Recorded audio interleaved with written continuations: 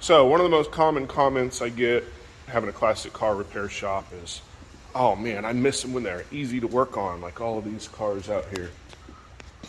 Yeah, that can be true. But let's just take a look at this one, for example. 1948 Plymouth Special Deluxe, very original car. We're doing brakes on it. Simple drum brake job. Any brake work that we do in the shop, I always put it together, make sure everything's working, take it for a test drive, bring it back in the shop, and double check everything. So that's what we're doing today. We are making the final adjustment on the drums. Now, step one on these cars with a tapered axle is to have a hub puller, because this hub assembly is pressed on to a tapered axle. You've got to have the hub puller to press it off. So let's get that drum off of there. All right, so there it is. The drum is off. We can inspect our brakes.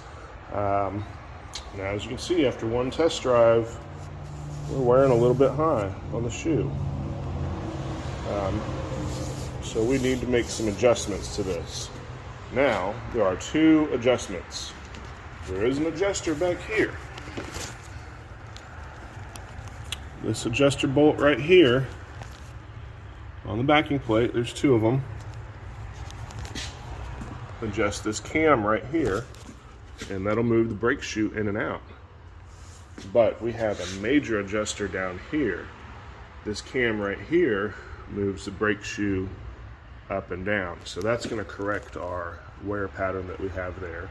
But as you see, you can't do it with the drum on. So step one, pull the hub. Step two, try to get this thing centered. Having the service manual helps, but having all the special tools helps too. I ended up fabricating this little gem right here. Spins on that tapered axle. And we can adjust it for different sizes. And what I'm going to do today is try to get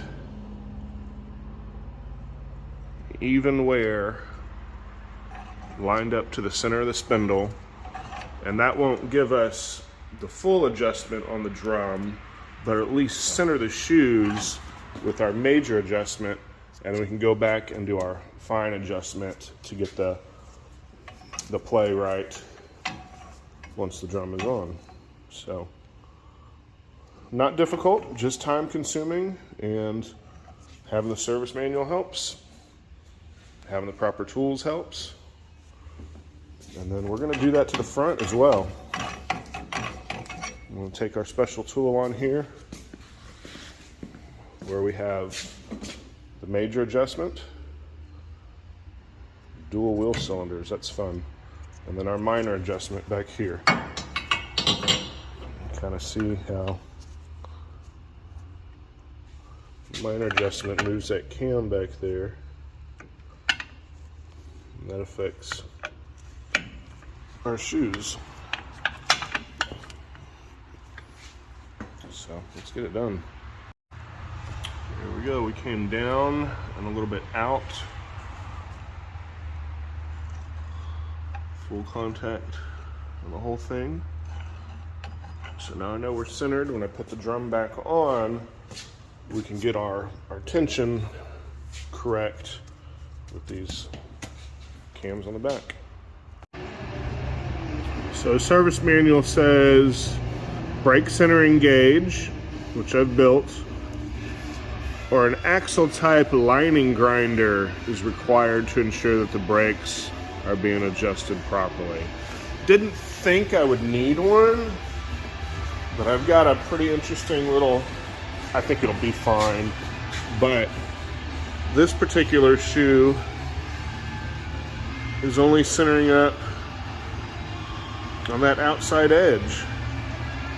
The top and bottom of them are not making contact with my little feeler right here. Right about there, right about there.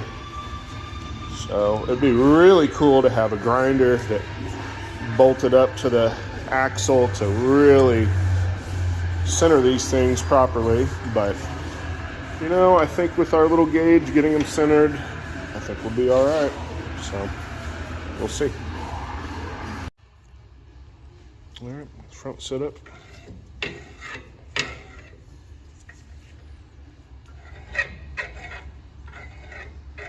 Nice and even all the way around.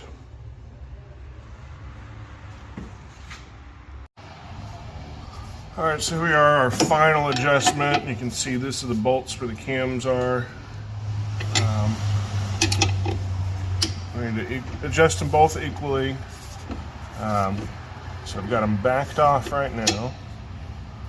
And then just until we first start to get contact,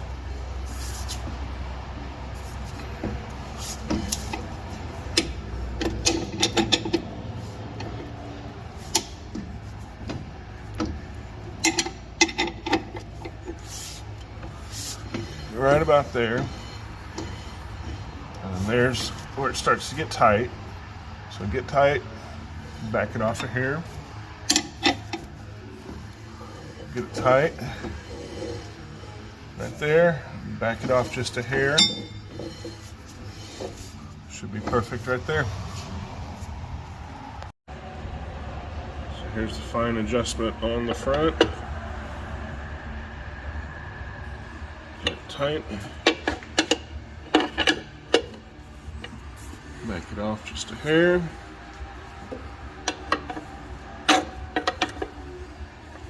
Tight. Back it off just a hair.